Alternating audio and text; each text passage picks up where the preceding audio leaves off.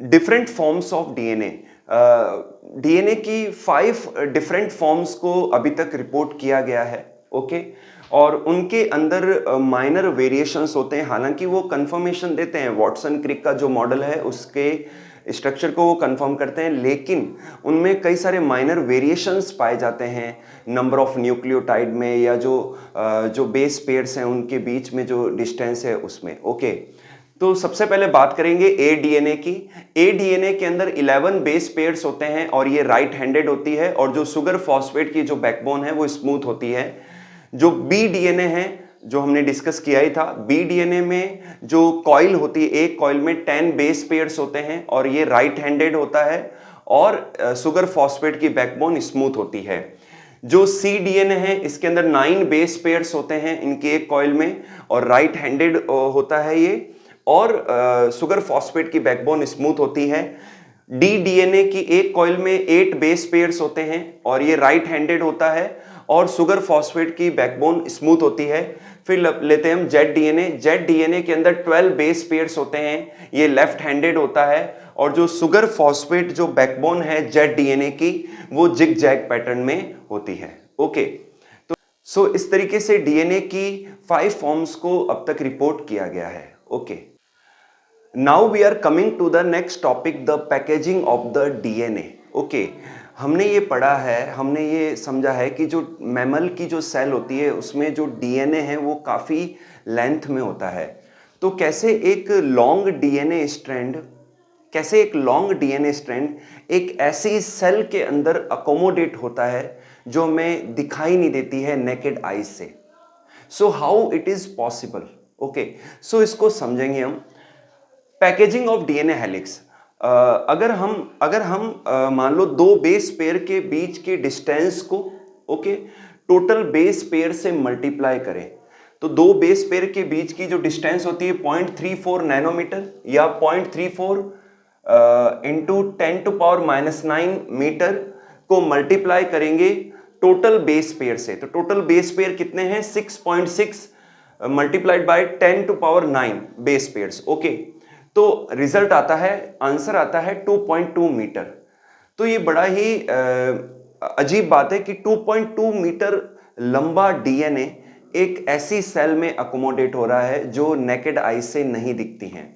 तो इसका रीजन ये है, इवन आपने देखा होगा कि जो प्रोकैरियोटिक सेल्स होती हैं उनके अंदर भी न्यूक्लियर मेम्ब्रेन नहीं होती, लेकिन उसके बावजूद बिसाइड दैट जो है डीएनए स्कैटर्ड नहीं होता है प्रोकैरियोटिक सेल के अंदर। तो जनरली जो यूकैरियोटिक सेल है या जो सेल है इनके अंदर क्या होता है, कुछ प्रोटीन पाई जाती हैं। डीएनए नेगेटिवली चार्ज होता है, डीएनए एसिडिक होता है, लेकिन सेल के अंदर, न्यूक्लियस के अंदर कुछ बेसिक प्रोटीन्स होती हैं जिन्हें हम हिस्टोन प्रोटीन कहते हैं। ये लो मॉलिक्यूलर वेट वाली प्रोटीन होती हैं, लेकिन इनके अंदर बेसिक एमिनो एसिड्स पाए जाते हैं, रिच बेसिक एमिनो एसिड होती हैं ये एमिनो एसिड्स हैं लाइसिन एंड आर्जिनिन। तो ये अबंडेंट होते हैं। तो हिस्टोन प्रोटीन बेसिक होती है, पॉजिटिवली चार्ज होती है, और डीएनए नेगेटिवली चार्ज होता है। तो डीएनए अट्रैक्ट होके हिस्टोन प्रोटीन के चारों ओर रैप हो जाता है। ओके, तो टोटल 4 प्रकार की प्रोटीन है हिस्टोन की, H2A, H2B, H3, H4। इनके दो दो मॉलिक्यूल मिलकर हिस्टोन ऑक्टामर बनाते हैं। ओके, और इस हिस्टोन ऑक्टामर के चारों ओर जो नेगेटिवली चार्ज डीएनए है वो रैप हो जाता है, और इस तरीके से रैप होता है कि वो अकोमोडेट हो जाता है सेल के अंदर। और डीएनए के एंड पर, जो बीट के एंड पर, एक और 5th प्रोटीन H1 ऐड हो जाती है। ओके, इस तरीके से डीएनए की रैपिंग होती है स्टोन ऑक्टामर के ऊपर चारों ओर, ठीक है, और इसे हम कहते हैं न्यूक्लियोसोम। इस एक यूनिट को हम क्या कहते हैं, इस पार्टिकल को हम क्या कहते हैं, न्यूक्लियोसोम कहते हैं। फिर ऐसे ही एक और न्यूक्लियोसोम बनता है, और दो न्यूक्लियोसोम आपस में एक शॉर्ट डीएनए के द्वारा कनेक्टेड रहते हैं, जिसे हम लिंकर डीएनए कहते हैं। तो इलेक्ट्रॉन माइक्रोस्कोप में इमेज देखने पर, न्यूक्लियस की इमेज देखने पर हमें क्रोमेटिन जो फाइबर्स हैं वो कुछ इस तरीके से नजर आएंगे, जैसे कि ये न्यूक्लियोसोम है और ये भी न्यूक्लियोसोम है। इन मतलब स्टोन ऑक्टामर के ऊपर डीएनए जो है रैप्ड है, और दो न्यूक्लियोसोम आपस में लिंकर डीएनए के द्वारा कनेक्टेड हैं। न्यूक्लियोसोम और लिंकर डीएनए को कंबाइनली हम कहते हैं क्रोमेटोसोम। ओके, सो ये जो स्ट्रक्चर या जो इमेज आपको दिखाई दे रही है इसे हम बीड्स ऑन स्ट्रिंग कहेंगे। ओके, डीएनए के जो हाईली या जो टाइटली कॉइल्ड पार्ट हैं उन्हें हम हेट्रोक्रोमेटिन कहते हैं, और डीएनए के जो लूजली कॉइल्ड पार्ट हैं उन्हें हम यूक्रोमेटिन कहते हैं। जो यूक्रोमेटिन सेगमेंट है, क्योंकि ये लूजली पैक्ड होते हैं तो ये रिकॉम्बिनेशन के लिए, चेंजेस के लिए अवेलेबल रहते हैं। लेकिन जो टाइटली पैक्ड जो पार्ट है हेट्रोक्रोमेटिन है उनमें वेरिएशन नहीं आते हैं, उनमें रिकॉम्बिनेशन नहीं होते हैं। ओके, और जब हम स्टैनिंग करते हैं तो जो यूक्रोमेटिन का जो सेगमेंट है वो लाइटली स्टेन होता है, और जो हेट्रोक्रोमेटिन का जो पार्ट है वो डार्क स्टेन देता है। तो इस तरीके से डीएनए का पैकेजिंग होती है सेल के अंदर, न्यूक्लियस के अंदर। Now we are coming to the next topic, non coding DNA and coding DNA. जो जितना भी डीएनए होता है किसी सेल के अंदर, उसका जो मोस्टली जो पार्ट है, जो ग्रेटर पार्ट है, जो लार्ज पार्ट है, वो नॉन फंक्शनल होता है, वो किसी भी प्रोटीन को कोड नहीं करता है। और स्पेशली ये पार्ट के जो सीक्वेंस है कई बार रिपीटेड होते हैं, तो ऐसे डीएनए को हम रिपीटेटिव डीएनए भी कहते हैं। और ये नॉन कोडिंग डीएनए है, नॉन फंक्शनल डीएनए है ये, ठीक है। लेकिन बहुत ही जो स्मॉल पोर्शन है डीएनए का वो किसी प्रोटीन के फॉर्मेशन की, या हिस्टोन प्रोटीन या आरएनए या टीआरएनए के फॉर्मेशन की इंफॉर्मेशन को कैरी करता है। तो डीएनए के उस स्मॉल सेगमेंट को जो प्रोटीन फॉर्मेशन की इंफॉर्मेशन को कैरी करता है उसे हम कोडिंग डीएनए कहते हैं। ओके, अब बात करते हैं कि नॉन कोडिंग डीएनए का जो रिपीटेटिव पार्ट है उसे रिपीटेटिव डीएनए कहते हैं।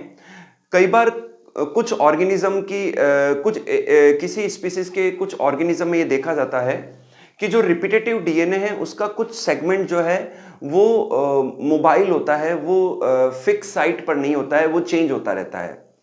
तो ऐसे मोबाइल जीन को या मोबाइल सेगमेंट को हम क्या कहते हैं? जंपिंग जीन्स कहते हैं। क्या कहते हैं? जंपिंग जीन कहते हैं। ओके, सेल के अंदर कौन सा substance as a genetic material work करता है, इसकी सर्च शुरू हुई।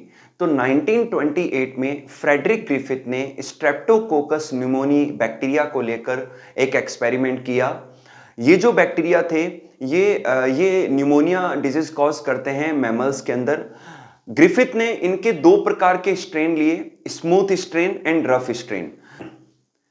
ये स्मूथ स्ट्रेन के जो बैक्टीरिया हैं ये अपने चारों ओर एक पॉलीसेकेराइड की लेयर रिलीज करते हैं, एक कैप्सूल फॉर्म करते हैं जो उसको प्रोटेक्ट करती है। जो स्मूथ स्ट्रेन है ये वीरुलेंट होते हैं, ये होस्ट के अंदर निमोनिया डिजीज कॉज करते हैं। ओके, क्योंकि ये अपने चारों ओर की जो कैप्सूल लेयर है पॉलीसेकेराइड की, उसके द्वारा अपने आप को होस्ट के इम्यून सिस्टम से बचा लेते हैं और डिजीज कॉज करने में सक्सेसफुल रहते हैं। ओके, इसका जो सेकंड स्ट्रेन है आर स्ट्रेन, रफ स्ट्रेन है।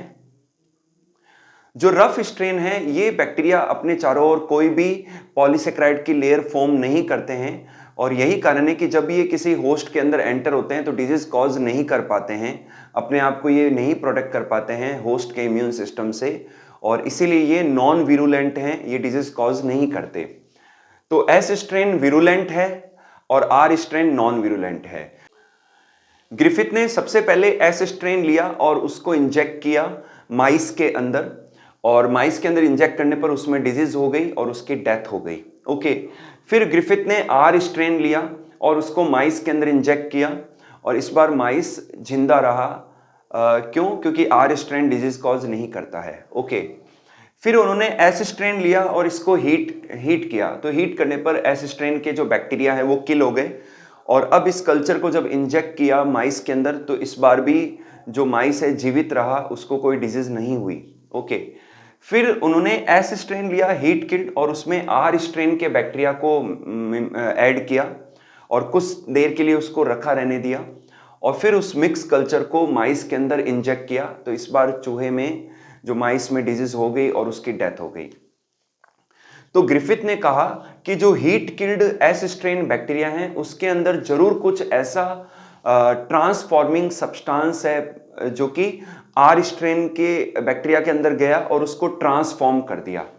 तो ग्रिफिथ ने उस सब्सटेंस को ट्रांसफॉर्मिंग प्रिंसिपल कहा कि ये आर स्ट्रेन के जेनेटिक मटेरियल में ऐड होके उसको ट्रांसफॉर्म कर देता है और यही कारण है कि माइस के अंदर डिजीज हो जाती है और उसकी डेथ हो जाती है।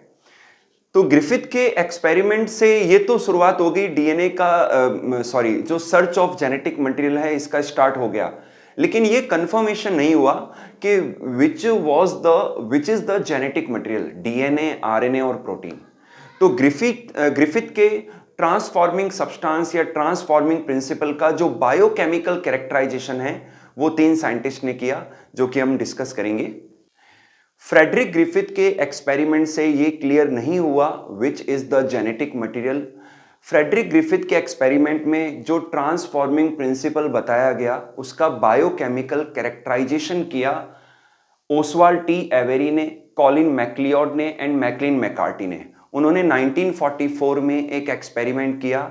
उन्होंने एस स्ट्रेन बैक्टीरिया के एक्सट्रैक्ट को अलग किया, उसमें से कार्बोहाइड्रेट को, प्रोटीन को और डीएनए को अलग कर दिया, सेपरेट कर दिया। फिर उन्होंने 4 टेस्ट ट्यूब्स ली और 4 टेस्ट ट्यूब्स के अंदर आर स्ट्रेन बैक्टीरिया डाले। उन्होंने फर्स्ट टेस्ट ट्यूब है इसके अंदर एस स्ट्रेन का कार्बोहाइड्रेट ऐड किया। सेकेंड टेस्ट ट्यूब में एस स्ट्रेन का प्रोटीन ऐड किया। थर्ड टेस्ट ट्यूब में एस स्ट्रेन का डीएनए ऐड किया and deoxyribo nucleus enzyme add किया। और फोर्थ टेस्ट ट्यूब के अंदर केवल डीएनए को ऐड किया एस स्ट्रेन के। ओके, और कुछ समय के लिए इन टेस्ट ट्यूब्स को उन्होंने होल्ड पे रखा। After some time when they observed, उन्होंने देखा कि फर्स्ट टेस्ट ट्यूब में कोई चेंज नहीं आया है, सेकंड टेस्ट ट्यूब में भी कोई चेंज नहीं आया है, थर्ड टेस्ट ट्यूब में भी कोई चेंज नहीं दिखा उन्हें। थर्ड टेस्ट ट्यूब में उन्होंने DNA and deoxyribo nucleus enzyme add किया था। जो डीऑक्सीराइबो न्यूक्लियस एंजाइम है ये डीएनए को डाइजेस्ट करता है, डीएनए को इनएक्टिव कर देता है। फोर्थ टेस्ट ट्यूब में जब उन्होंने ऑब्जर्व किया तो वहां पर उन्हें एस स्ट्रेन बैक्टीरिया मिले। ओके, तो उन्होंने ये बताया कि ये जो डीएनए है यही जेनेटिक मटेरियल है। एस स्ट्रेन के डीएनए ने आर स्ट्रेन के जेनेटिक मटेरियल को चेंज कर दिया है, ट्रांसफॉर्म कर दिया है और अब आर बैक्टीरिया जो हैं वो एस स्ट्रेन में कन्वर्ट हो गए हैं। तो इस एक्सपेरिमेंट के द्वारा ये कंफर्म हुआ कि ग्रिफिथ का जो ट्रांसफॉर्मिंग प्रिंसिपल है वो डीएनए है। DNA is the genetic material जो कि आर स्ट्रेन बैक्टीरिया में ट्रांसफॉर्मेशन ला देता है। Thank you.